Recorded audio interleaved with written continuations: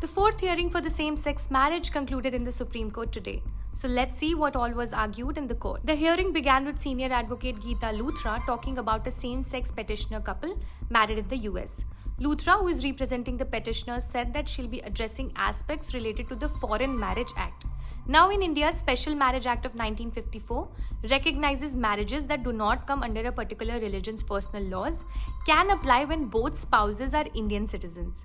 On the other hand, the Foreign Marriage Act of 1969 could apply when only one party is an Indian citizen. Luthra further added that 34 countries have accepted same-sex marriage. India should too. She added that 12 out of the G20 countries, virtually every democratic progressive country, recognizes same-sex marriage. She also argued further that in the current case, the discrimination is on the grounds of sex, just like when earlier women in many parts of the world were not given a right to vote on grounds of sex. Next, senior advocate Anand Grover invoked the argument of intimate association, which in the US is based on the 14th Amendment, 19th and the 1st Amendment. Then referring to a submission made in Center's affidavit where it put forward the view that ancient India did not have non-heterosexual relationships, Grover argued that this was completely incorrect. He said, and I quote, "The notion of transgender is an English term. We as in Indians had other terms like hijra and koti, where a person would actually take on another gender physically, but not psychologically." Adding further, and I quote, he said, "So in the 13th and 14th century, we were much more forward in thinking than the Europeans." Grover further notes that states like Kerala are already recognizing certain transgender marriages. Next, senior advocate Jaina Kothari takes over points to the right to family, which is part of the right to protection of life and personal liberty under Article 21 of the Constitution. Advocate Menka Guruswamy then contradicts the union's argument, which said that they have a legitimate state interest in forbidding this nature of marriage. She argued that as per the interpretation in the Puttaswamy judgment, the court said that legitimate state interest pertains to national security, crime, innovation and prohibiting dissipation of social welfare benefits. And in this case, nowhere is the state meeting these requirements.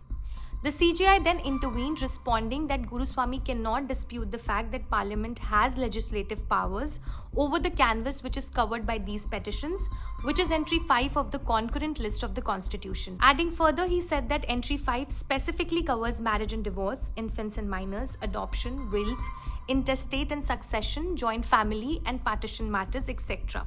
The CJI then mentions Aadhaar verdict and Vishakha judgment, where in the former, the judgment says that the court would expect the parliament to come out with a draft bill or a law on privacy. However, in the latter, the court has laid down a framework on safety of women in the workplace. He then said, and I quote, "The test really is this: how far does the court go?" Then to the CJI's remark that succession and adoption are all covered by personal laws even today, Guruswamy says adoption is governed by the Juvenile Justice Act. The CJI responded that the Hindu Adoption and Maintenance Act governs it too.